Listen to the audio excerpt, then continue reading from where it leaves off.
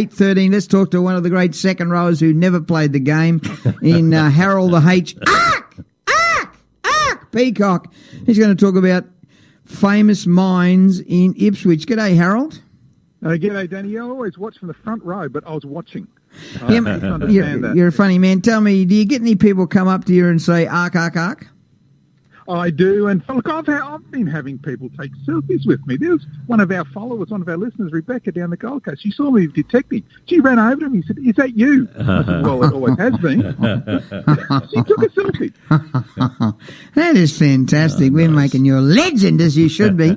Let's hear about the mines in Ipswich. Are those the mines you go underground in? Yeah, no, this historic mine's a little bit different. In fact, this will make Peter Carey happy because it involves his Toowoomba Mountaineers. Now, that's the basketball team that won back-to-back state league championships back in 1990-91. We did. If there had been a national championship for state leagues back then, they would have won that too. They were simply the best basketball club team ever in Queensland history. Wow. Now, just look at the names, and Peter can recite these, I'm sure. There's National Basketball League legends like Dave Nelson, Tom Gerhardt, dual Olympian Danny Morsu, future NBL stars like David Blades and John Riley.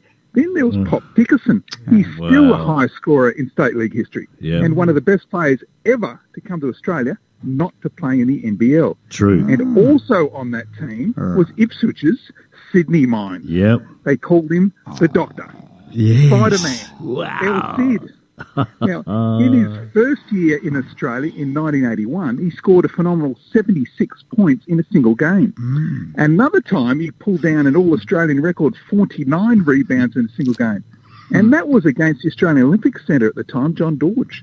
In 1999, he won his last state league championship when he was 43 years old, which is another record that still stands.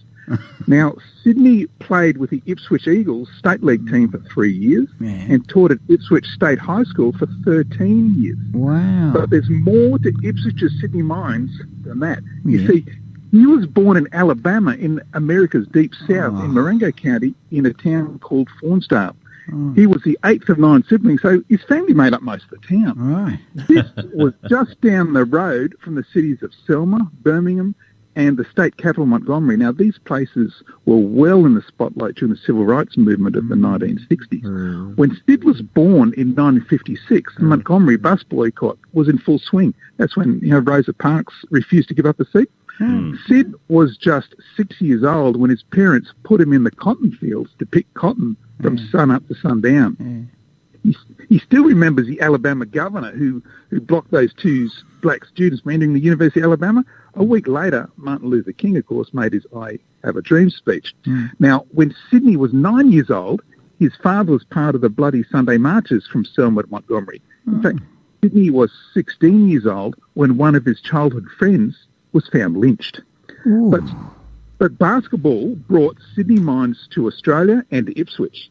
And in 2005, he was actually inducted in the Concordia University Basketball Hall of Fame. That's where he played college basketball in Nebraska. Wow. In Brisbane in 2014, he was inducted into the Runcorn State High School Coaches Hall of Fame. In fact, the Runcorn's basketball court had already been named in his honour. And just last year, he was inducted into the Marengo County Hall of Fame. That's Marengo County in the deep south of Alabama. Wow. Now, he was the first ever African-American in history to be inducted there.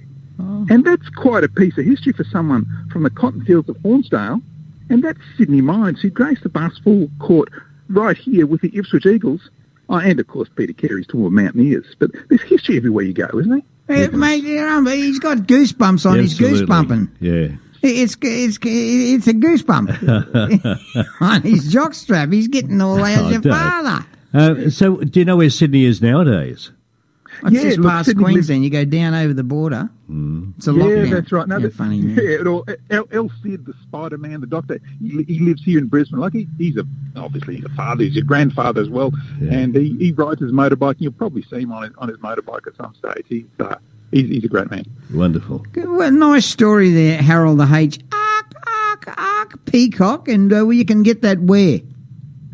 at historyouthere.com. I'll be posting that story tomorrow. You'll be able to see stories back from when Sid was just, I think he's 12 years old. And Peter, you can see your Toowoomba Mountaineers, that great championship winning team. Wonderful. Great team. Great memories. And a great coach, Harry Spencer. You're H. unbelievable.